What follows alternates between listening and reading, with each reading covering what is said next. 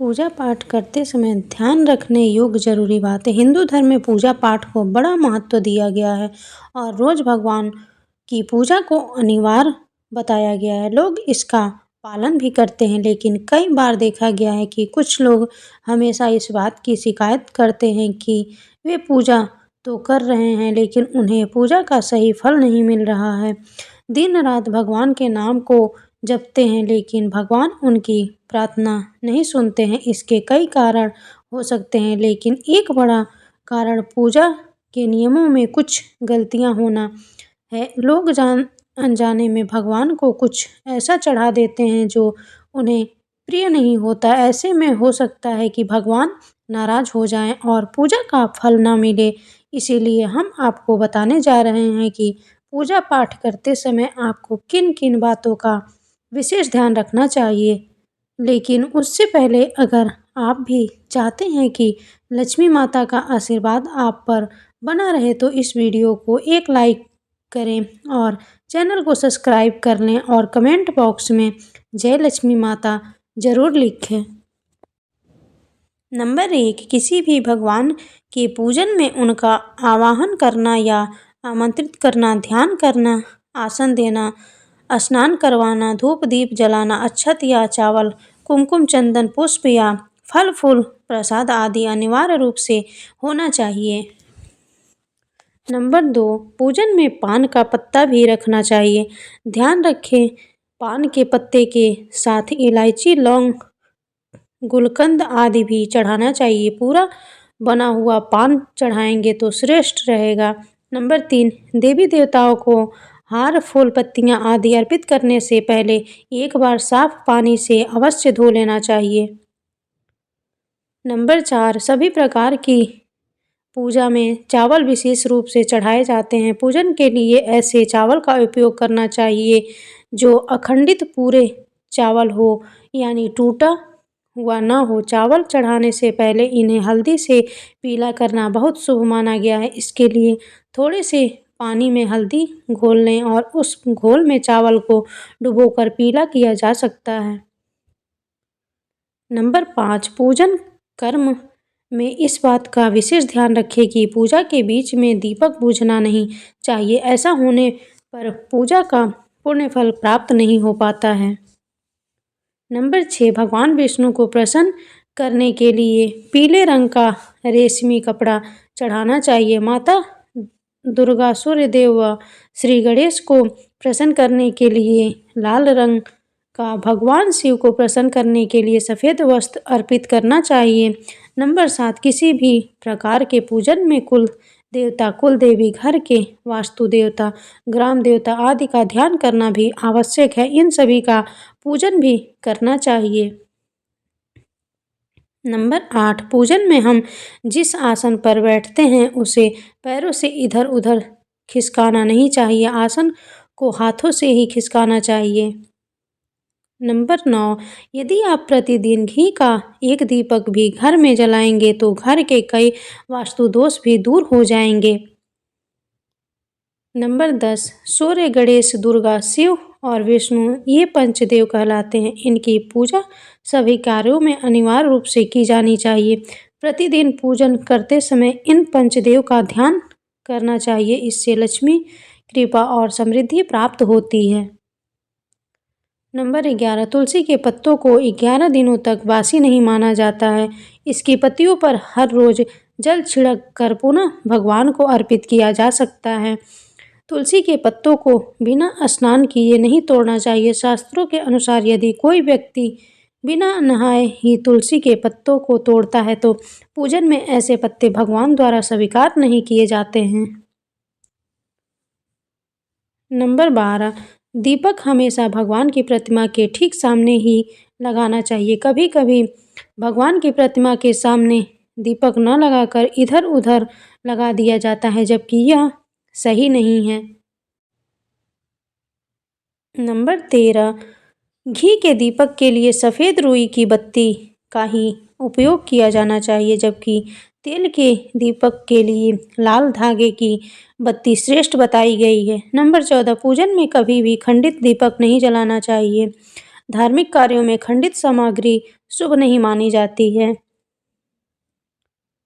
Number 15 Shiv जी को बेलपत्र अवश्य चढ़ाएं और किसी भी पूजा में मनोकामना की सफलता के लिए अपनी इच्छा के अनुसार भगवान को दक्षिणा अवश्य चढ़ानी चाहिए, दान करना चाहिए। दक्षिणा अर्पित करते समय अपने दोषों को छोड़ने का संकल्प लेना चाहिए। दोषों को जल्दी से जल्दी छोड़ने पर मनोकामनाएं अवश्य पूर्ण होगी। नंबर 16 भगवान सूर्य की 7, श्री गणेश की 3, विष्णु जी की 4 और शिव जी की 1 या 2 परिक्रमा करनी चाहिए।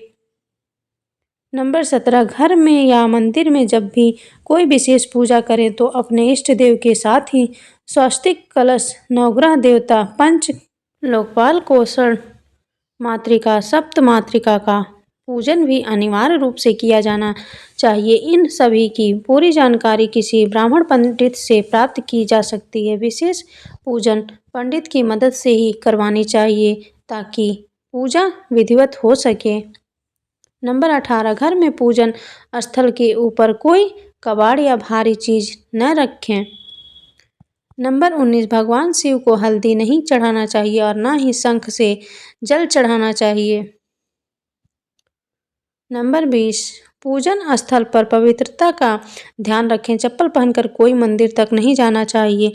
चमड़े का बेल्ट या पर्स अपने पास रखकर पूजा न करें। पूजन स्थल पर कचरा इत्यादि न जमा हो पाए। नंबर 21 मंदिर में लगे सूखे हार फूल हटा देने चाहिए। नंबर 22 हमेशा भगवान श्री गणेश की आराधना से पूजा आरंभ करें। श्री गणेश को तुलसी दल चढ़ाने से बचें। भगवान गणेश को तुलसी दल चढ़ाने से दोष लगता है। नंबर 23 शिव शंभू को कभी भी केतकी का फूल नहीं चढ़ाना चाहिए। पौराणिक कथाओं के अनुसार भगवान शिव ने केतकी को श्राप दिया था, इसीलिए भगवान शिव को यह फूल नहीं चढ़ाना चाहिए वरना भक्तों के काम बिगड़ सकते हैं। नंबर 24 भगवान की प्रतिमा को स्नान करवाते वक्त सिर्फ उंगलियों का प्रयोग करें। भगवान को स्नान करवाते समय कभी भी अंगूठे का इस्तेमाल नहीं करना चाहिए। ऐसा करने से भगवान अप्रसन्न होते हैं और घर में विपत्ति आती है। नंबर 25 दीपक को कभी भी जमीन पर रखकर प्रज्वलित न करें। ऐसा करने से धन की बर्बादी होती है और घर में अशुभता आती है। नंबर 26 पूजा के वक्त अगरबत्ती का प्रयोग न करें। ऐसा इसीलिए क्योंकि इसे बांस की लकड़ियों के साथ बनाया जाता है और बांस की लकड़ियों का प्रयोग अंतिम संस्कार में किया जाता है, इसीलिए इसे अशुभ माना गया है। नंबर 27 रविवार के दिन तुलसी के पत्ते तोड़ने से बचें। मान्यताओं के अनुसार रविवार के दिन तुलसी के पत्ते तोड़ने से भगवान विष्णु प्रसन्न होते हैं। नंबर 28 भगवान शालिग्राम को कभी भी चावल अर्पित नहीं करना चाहिए। वास्तुशास्त्र के अनुसार ऐसा करने से दोष लगता है। नंबर 29 पूजा में गंदे कपड़े पहनकर न बैठें। कभी भी गंदे कपड़े पहनकर पूजा नहीं करवानी चाहिए। मान्यताओं के अनुसार ऐसा करने से घर में दरिद्रता आती है। नंबर 30 पूजा के दौरान मन को पवित्र रखें। कभी भी पूजा करते समय मन को दूषित नहीं रखना चाहिए। कहा जाता है कि पूजा के दौरान मन में बुरे ख्याल रखने से पूजा का फल प्राप्त नहीं होता है। नंबर 31 पूजा में इस्तेमाल किए गए फूल अगर सूख जाए तो उन्हें कभी भी फेंकें नहीं। सूखे हुए फूलों को किसी पवित्र नदी में प्रवाहित कर दें। नंबर 32 शास्त्रों के अनुसार देवी देवताओं का पूजन दिन में 5 बार करना चाहिए। सुबह 5 से 6 बजे तक ब्रह्म मुहूर्त में पूजन और आरती होनी चाहिए। इसके बाद प्रातः 9 बजे से 10 बजे तक दूसरी बार का पूजन, दोपहर में तीसरी बार पूजन करना चाहिए। इस पूजन के बाद भगवान को शयन करवाना चाहिए। शाम के समय 4-5 बजे पुनः पूजन और आरती। रात को 8-9 बजे शयन कर आरती करनी चाहिए। जिन घरों में नियमित रूप से 5 बार पूजन किया जाता है वहाँ सभी देवी देवताओं का वास होता है और ऐसे घरों में धन धान्य की कोई कमी नहीं होती है। नंबर 33, प्लास्टिक की बोतल में या किसी अपवित्र धातु के बर्तन में गंगा जल नहीं रखना चाहिए। अभी अपवित्र धातु जैसे एल्युमिनियम और लोहे से बने बर्तन में गंगा जल नहीं रखा जाना चाहिए। गंगा जल तांबे के बर्तन में रखना ही शुभ रहता है। नंबर 34, स्त्रियों को और अपवित्र अवस्था में पुरुषों को शंख नहीं बजाना चाहिए। यह इस नियम का पालन नहीं किया जाता है तो जहाँ शंख बजाया जाता है वहाँ से देवी लक्ष्मी चली जाती हैं। नंबर 35, मंदिर और देवी देवताओं की मूर्ति के सामने कभी भी पीठ दिखाकर नहीं बैठना चाहिए। नंबर 36, किसी भी पूजा में मनोकामना की सफलता के लिए दक्षिणा अवश्य चढ़ानी चाहिए। दक्षिणा अर्पित करते समय अपने दोषों को छोड़ने का संकल्प लेना चाहिए। दोषों को जल्दी से जल्दी छोड़ने पर मनोकामनाएं अवश्य पूर्ण होगी। नंबर 37, आमतौर पर फूलों को हाथों में रखकर हाथों से भगवान को अर्पित किया जाता है। ऐसा नहीं करना चाहिए। फूल चढ़ाने के लिए फूलों को किसी पवित्र पात्र में रखना चाहिए और इसी पात्र में से लेकर देवी देवताओं को अर्पित करना चाहिए। नंबर 38, हमेशा इस बात का ध्यान रखें कि कभी भी दीपक से दीपक नहीं जलाना चाहिए। शास्त्रों के अनुसार जो व्यक्ति दीपक से दीपक जलाते हैं वे रोगी होते हैं। नंबर 39, भगवान की आरती करते समय ध्यान रखें ये बातें। भगवान के चरणों की 4 बार आरती करें, नाभि की 2 बार और मुख की 1 या 3 बार आरती करें। इस प्रकार भगवान के समस्त अंगों की कम से कम 7 बार आरती करनी चाहिए। नंबर 40, अपने मंदिर में सिर्फ प्रतिष्ठित मूर्ति ही रखें। उपहार, कांच, लकड़ी एवं फाइबर की मूर्तियां न रखें एवं खंडित, जली कटी फोटो और टूटा कांच तुरंत हटा दें। शास्त्रों के अनुसार खंडित मूर्तियों की पूजा वर्जित की गई है। जो भी मूर्ति खंडित हो जाती है उसे पूजा के स्थल से हटा देना चाहिए और किसी पवित्र बहती नदी में प्रवाहित कर देना चाहिए। खंडित मूर्तियों की पूजा अशुभ मानी गई है। इस संबंध में यह बात ध्यान रखने योग्य है कि सिर्फ शिवलिंग कभी भी किसी भी अवस्था में खंडित नहीं माना जाता है। नंबर 41, मंदिर के ऊपर भगवान के वस्त्र, पुस्तकें एवं आभूषण आदि भी न रखें। मंदिर में पर्दा अति आवश्यक है। अपने पूज्य माता पिता तथा पितरों का फोटो मंदिर में कदापि न रखें। उन्हें घर के नेतृत्व कोण में स्थापित करें। नंबर 42, कभी भी भगवान को या फिर अपने से बड़े को एक हाथ से प्रणाम नहीं करना चाहिए। इसके साथ ही यह भी ध्यान रखें कि सोए हुए व्यक्ति का चरण स्पर्श नहीं करना चाहिए। पूजा के बाद बड़ों का आशीर्वाद लेते समय ध्यान रखें कि किसी के दाएं पैर को दाएं हाथ से, बाएं पैर को बाएं हाथ से छूकर प्रणाम करें। नंबर 43, जप करते समय जीभ या होठ को नहीं हिलाना चाहिए। इसे उपांशु जप कहते हैं। इसका फल 100 गुना प्राप्त होता है। माला जप करते समय दाएं हाथ को कपड़े या गौमुखी से ढककर रखना चाहिए। जप के बाद आसन के नीचे की भूमि को स्पर्श कर नेत्रों से लगाना चाहिए। इससे आपको जप के पूर्ण फल की प्राप्ति होती है। नंबर 44, शास्त्रों के अनुसार घर में पूजा करने का स्थान ईशान कोण में होना चाहिए। उत्तर दिशा और पूर्व दिशा के बीच का भाग ईशान कोण होता है। ईशान कोण को शुभ कार्यों के लिए सबसे उत्तम दिशा माना गया है। इस दिशा में पूजा के मंदिर को स्थापित करें। यदि किसी कारणवश ऐसा न भी कर पाए तो भूल कर भी घर के ईशान कोण में गंदगी जमा न होने दें व घर के इस हिस्से को सदा पवित्र रखें। ईशान कोण के अतिरिक्त पूर्व दिशा भी पूजा स्थान के लिए श्रेष्ठ मानी जाती है। इसीलिए आप घर में ईशान कोण व पूर्व दिशा में दोनों में से जहाँ भी सुविधाजनक रूप से पूजा स्थल की स्थापना कर सकते हैं। नंबर 45, पूजा स्थान में गणेश जी की स्थापना अवश्य करें। इसके लिए एक सुपारी पर लाल धागे मौली को लपेटें लें और कुमकुम से तिलक कर एक कटोरी में थोड़े चावल रखकर स्थापित करें। नंबर 46, पूजा स्थल में एक कोने में बंद पात्र में गंगा जल अवश्य रखना चाहिए। एक तांबे के लोटे में जल को पूजा स्थल में अवश्य रखना चाहिए। एक तांबे के लोटे में जल को पूजा स्थल में अवश्य रखना चाहिए। प्रतिदिन इस पात्र का जल बदलना चाहिए। वह पुराने जल को पीपल के पेड़ या तुलसी के पौधे में डाल सकते हैं।